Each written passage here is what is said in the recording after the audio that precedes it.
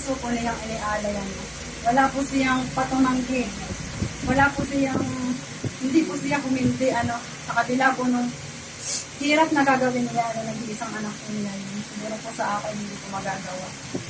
Patawarin po ako pero tulad po natin mga nakasunod sa pasada, unti-unti po unti-unti ay malalaman natin kung paano tayo sumunod sa kanya. Na kahit nasa pinakamahirap na pag-uutos na yun, ay maaaring makasunod po tayo, hindi po ba? Talagang kahit na dabag sa loob mo, kung ikaw ay sumasampalataya at nananalig sa kanya, ay gagawin po niya yung tao sa puso.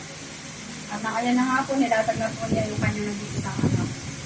At sisindihan na lamang po huling sandali. Talagang ibibigay na po niya yung kanyang anak. Ay biglang lumitaw po yung isang tupan. At marahil po rin yung kapalit ng kanyang anak. At may nagsabing anghel na huwag mong ituloy yung ganun.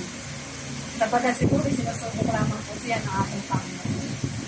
At yun ay nag-iiyak po siya at iniyakap niya ng buong puso yung kanyang anak. At tinayo niya doon niya. Sapagkat lumabas na nga po isang tupa na siyang susunod. At yun ay masaya silang bumaba sa bundok na iyon. Ibig sabihin po nakalagpas po siya. Napagtagumpayan po niya yung pag-uutos ng ating Ama. Sa marahil ay sinusubok lamang siya ngunit hindi siya nagpatalo. Ganun po kalaki yung kanyang pagtutiwala sa ating isang sa langit.